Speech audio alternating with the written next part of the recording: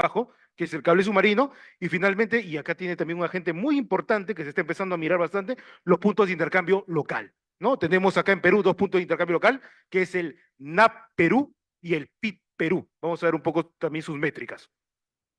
El esquema que les he planteado lo aterrizamos un poco a un dibujo de bloques, ¿no es cierto? Y vamos a ver que ya un poco más tenemos el acceso, la agregación, que es la conjunción de muchos accesos para pasar a la parte de transporte. Tenemos el núcleo, la parte de conmutación del ISP, entiendas ISP como proveedor de acceso a Internet, ¿no es cierto? Y este ISP tiene conectividad con los CDN, que básicamente es una red de caché de contenidos, una red de espejo de contenidos, y de ahí también tenemos este ISP, en algunos casos, se conecta directamente cuando hacen mucho intercambio de tráfico entre ISPs, se conecta con otro ISP, ahí lo tienen.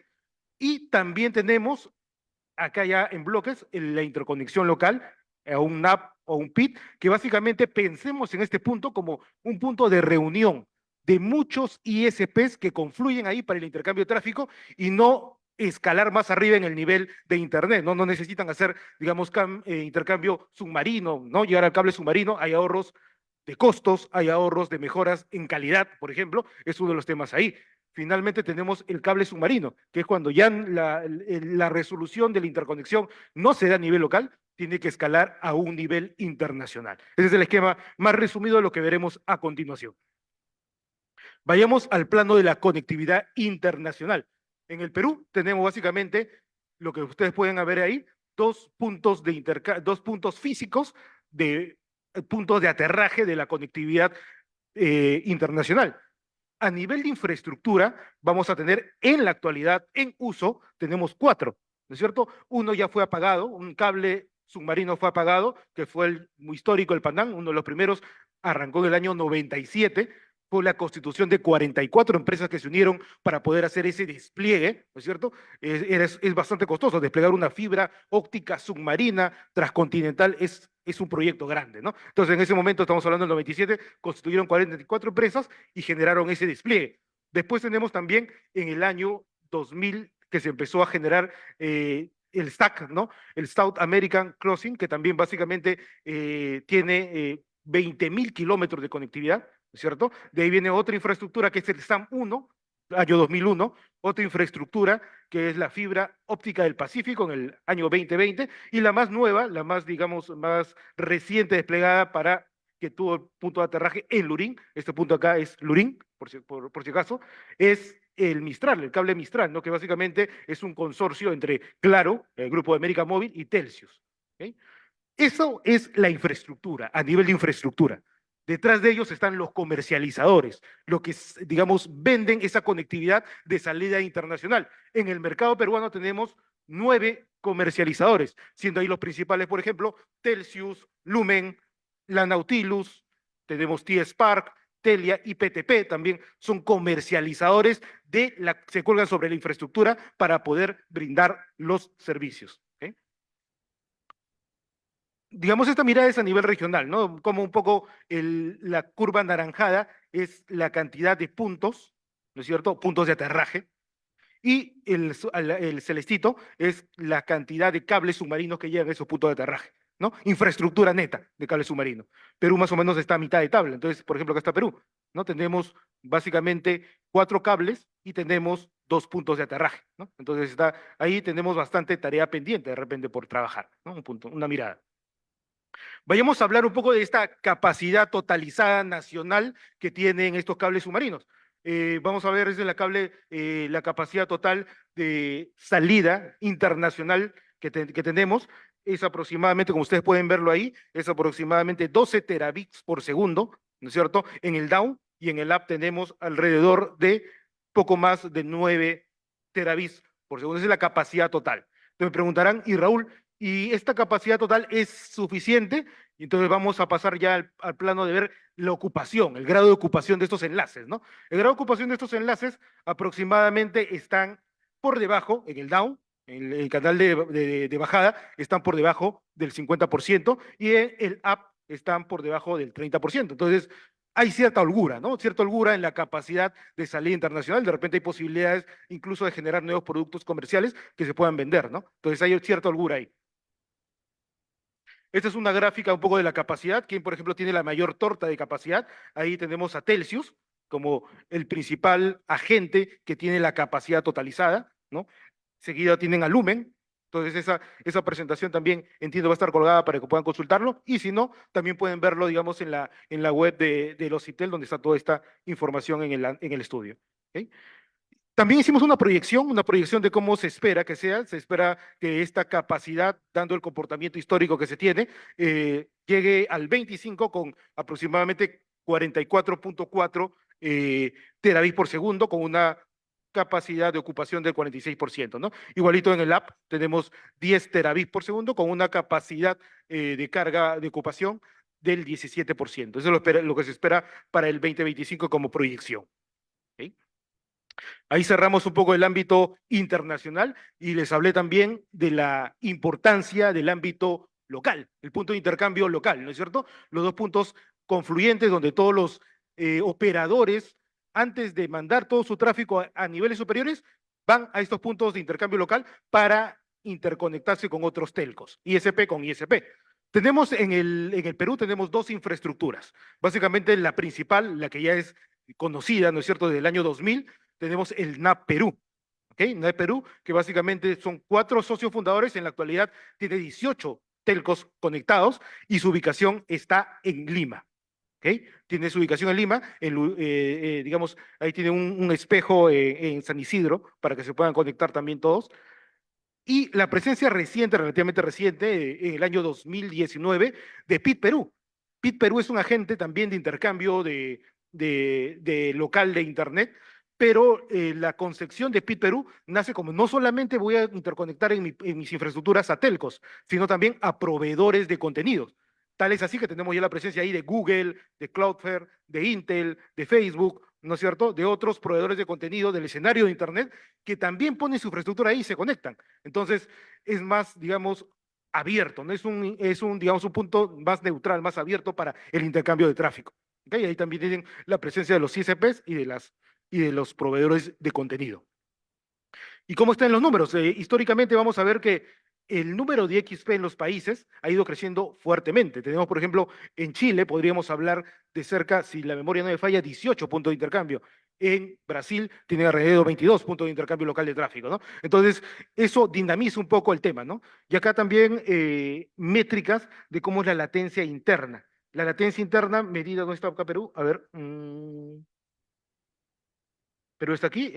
Vamos a ver que la comparativa entre el 20 y 22 nos habla un poco de que la latencia interna, es decir, no la latencia a Internet, ¿no? Porque nosotros normalmente venimos latencia internacional, latencia interna, que es desde la red del operador hacia solamente este punto de intercambio que no salga a Internet, al parecer, según esta métrica medida por LACNIC, estaría aumentando, ¿no? Es también otra métrica para estar observando, ¿no? La latencia interna estaría aumentando. Como vamos en el tema de métricas ya recogidas de los puntos de intercambio, en Perú tenemos, en el NAP Perú, tenemos totalizados aproximadamente 1.5 terabits por segundo, ¿no es cierto? Entonces ya ahí están viendo ya, ¿y por qué dirán? Una pregunta de repente curiosa es, ¿por qué a comparación de la conectividad internacional, el down está mucho más alto que el up? En el punto de intercambio es casi similares, porque simplemente, como es un punto de intercambio local, todo el tráfico que entra tiene que salir a otro lado localmente, ¿no? Entonces, por eso es que, digamos, ambas curvas son iguales, ¿no es cierto? Esta es la métrica del NAP Perú. Vale decir, me había olvidado, que toda esta información es la que OCIPTEL recolecta producto de la normativa de NRIP, que es una normativa de requerimiento de información periódica que hacen todos los operadores al regulador, y el regulador sistematiza y analiza la información. ¿Okay?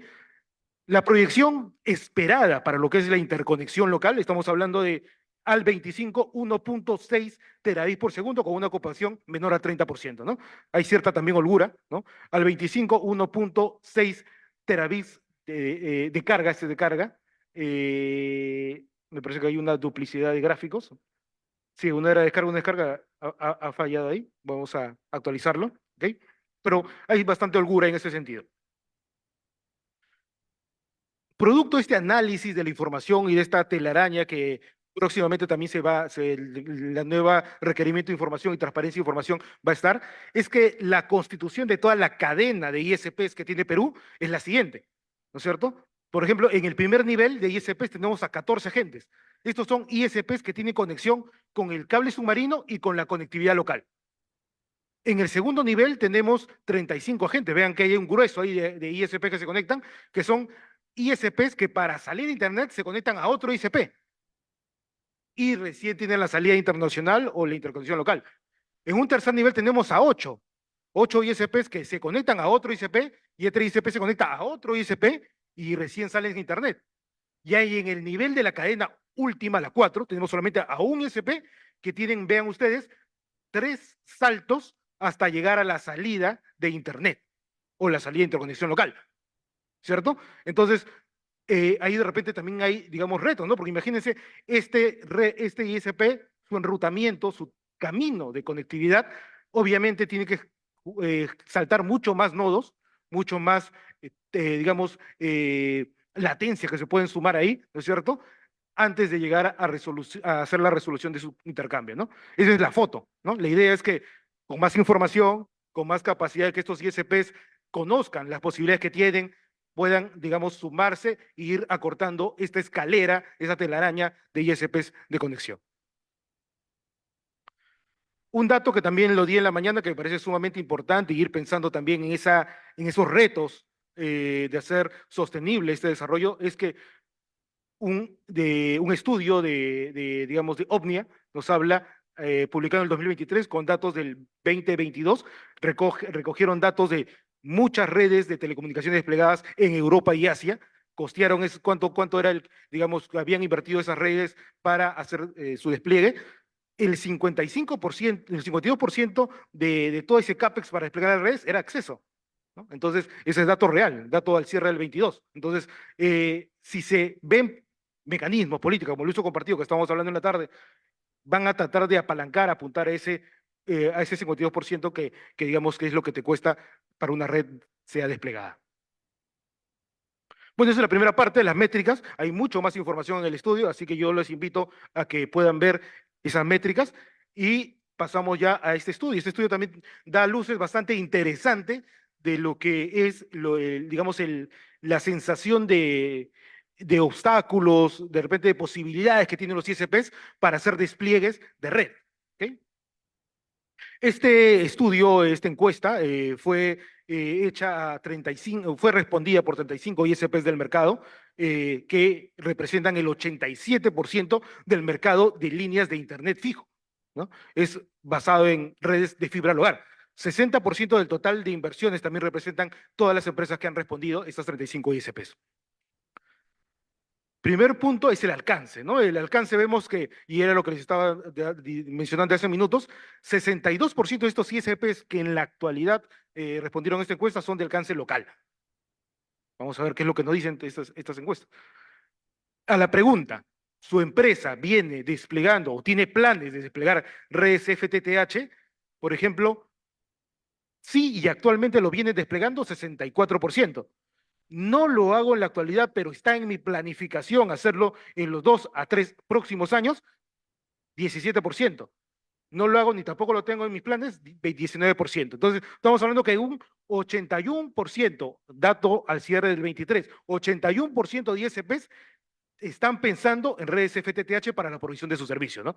Es un tema ya, digamos, que cae por maduro, ¿no? La provisión de las nuevas tecnologías de red fija.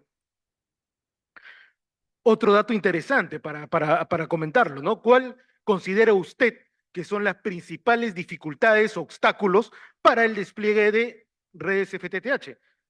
Y digamos, la mayor puntuación lo recibió lo que significa las dificultades de acceso a la infraestructura ya desplegada, ya existente. Esto es poder desplegar, poder tener acceso a postes, digamos, mayormente eléctricas, también hay postes de telecom, pero son en menor número, ductos, sitios, ¿no? Acceder a esos sitios para poder utilizarlos y poner ahí equipamiento representa el 23 del mayor puntaje, es el principal obstáculo que están encontrando los ISPs nacionales.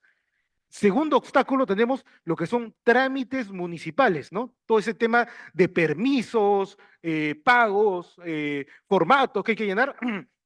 Los ICP te dicen que es el segundo mayor más fuerte, ¿no? Entonces lo tengamos ahí presente como diagnóstico.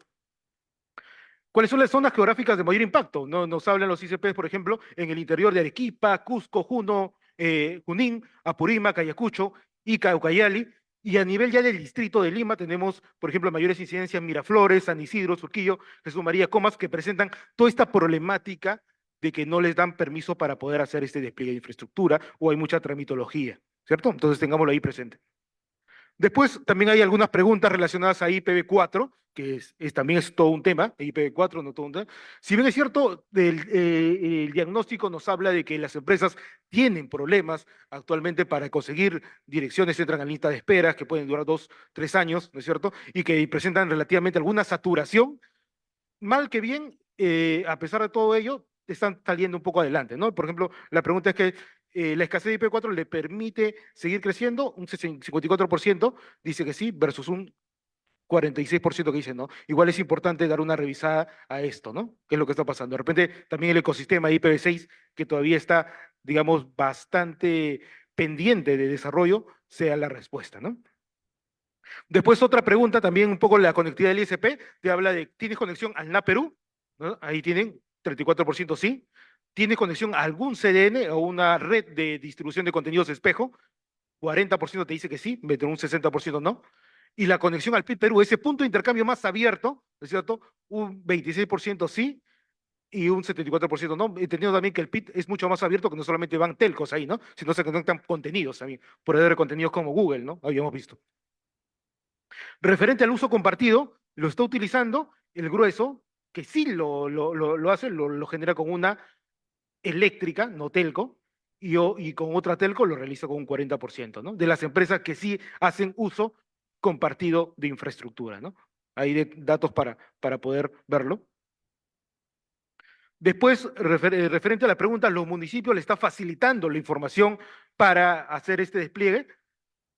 El 34% nos habla de que no la facilitan o lo obtengo por otros medios, ¿no? El hecho de obtenerlo por otros medios genera efectivamente un retraso, otros costos adicionales que la telco tiene que pagar para levantar esos datos. Y nos hablan también, como segundo, sí la facilitan, pero la información está desordenada, es una información inconsistente, no hay calidad de datos, que es importante para tomar decisiones, ¿no? Y hay que también generar otro gasto en tiempo y en inversión para darle calidad a esos datos también, ¿no? Por ejemplo. ¿Considera de utilidad contar, o en una pregunta bastante interesante también que se le hizo digamos, a las empresas operadoras, considera la utilidad de contar una herramienta de información web que permita, digamos, brindar toda esta información de ubicaciones para pausibles a uso compartido, o qué tanta disponibilidad de uso compartido hay en distintos puntos? Digamos, el grueso, el 57% te habla que sí consideran de gran utilidad, ¿no? Esta necesidad de una herramienta a nivel Perú, de repente, que te puedan dar toda esta información. Conclusiones finales, y de ahí de repente estamos para las preguntas. El mercado de acceso a Internet fijo se encuentra de todas maneras experimentando un fuerte crecimiento en tecnología FTTH. Eso es evidente, ¿no? Un caso particular lo representa la consultora Point Topic, ¿no es cierto? Que durante el año 22 y 23 ubica Perú como de las 3 primeras de mayor crecimiento a nivel global de esta tecnología. Es importante tener un correcto y actualizado diagnóstico de la ruta de conectividad de Perú, lo que hemos estado viendo, ¿no? Y los sentimientos de las empresas frente a todos esos retos de despliegue, para poder promover acciones, ¿no? De despliegue y políticas públicas que se aboquen a ello. La reducción de la distancia de red, usuario y contenido permiten mejoras de la experiencia de la calidad y reducir los costos para proveer los servicios. Este objetivo debe ser atacado por distintos lados, ¿no? De repente, generar mayor puntos de intercambio de tráfico, de repente generar mayor condiciones para que haya mayores CN, redes de distribución de contenidos espejo, pueden ser una alternativa. La encuesta enfocada en el despliegue de FTTH realizado por OCIPTEL permite tener un diagnóstico referencial a los problemas actuales que los ISPs están enfrentando para despliegue de redes FTTH. Y finalmente, y con esto cierro esta parte, OCIPTEL continuará analizando y transparentando información útil para el mercado, lo que permitirá a los usuarios y agentes de todo el ecosistema Internet, ¿no es cierto? El ecosistema Internet es operadores, proveedores de contenidos, proveedores de infraestructura, como hemos visto, habilitadores tecnológicos, tomar las mejores decisiones para la mejora de los servicios. Esta es una tarea pendiente de los CITEL y está bastante enfocada en transparentar información, en potenciar herramientas de empoderamiento al usuario, ¿no? Nada más, con eso cierro y si hay consultas, adelante. Muchas gracias.